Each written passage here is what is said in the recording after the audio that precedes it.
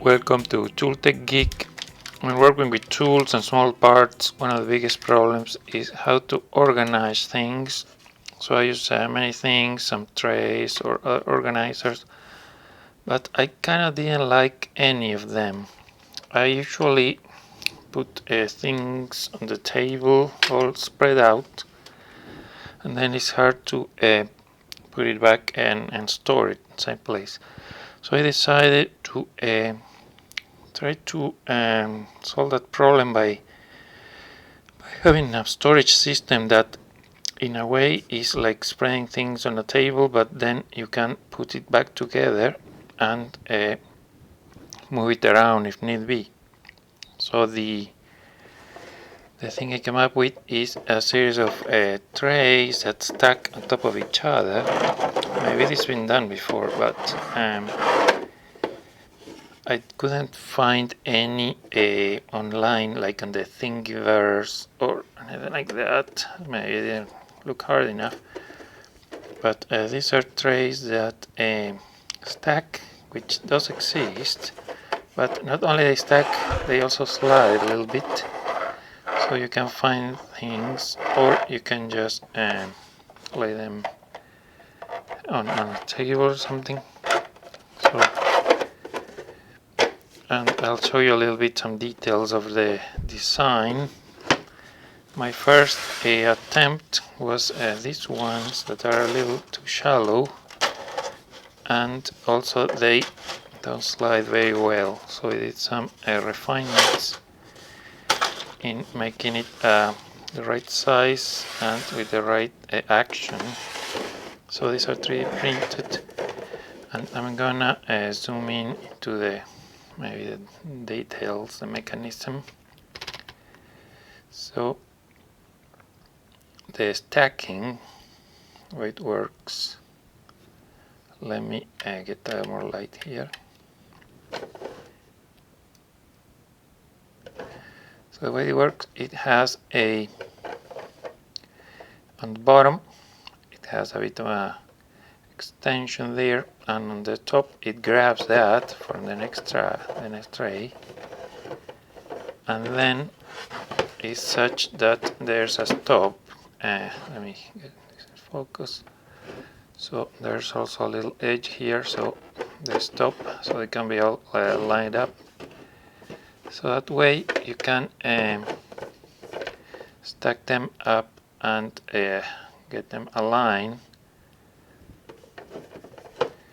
And let's see if we can get a really good close-up. So that's the kind of grabbing system. You notice these angles. These are built such that you can print it without any supports. So basically the printer prints layers, and if there's a small increase you can still print that. So this will need no supports. I will print really easily, and then the bottom is no problem. And I left a bit of room between these two parts so it can slide very well.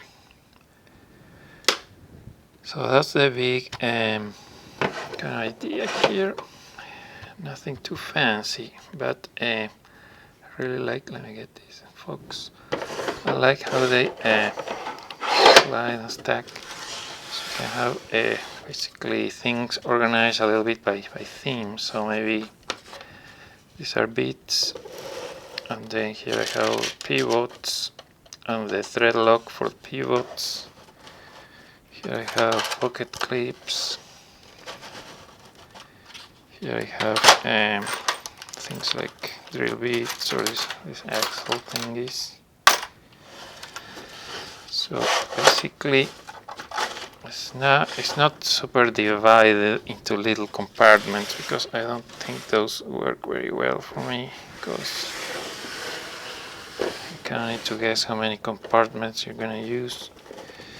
So here I have something like those little blades. These are rocks and flex parts. Here's those knurled nuts and inserts. Here I have other small tools such as these 4mm bit drivers. And then on the very top I have a lid. Here's I have washers. So in a very small space I have all these things kind of classified. I can move them around. If I want I can spread this out on a table and work. So pretty happy with the end result.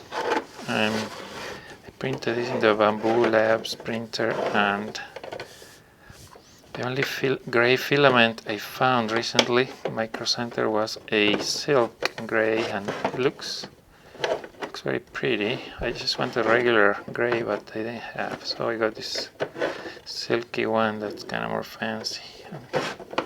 Looks pretty good. So there you have it. Some trays that stack and slide, and I put these files. I'm gonna put a link on the GitHub for the STL files. So if you have a printer, you can print it, or you can get these files and then print it somewhere, either online or in a library. Some libraries you can get for free a library card, and bring a file and print it for cheap.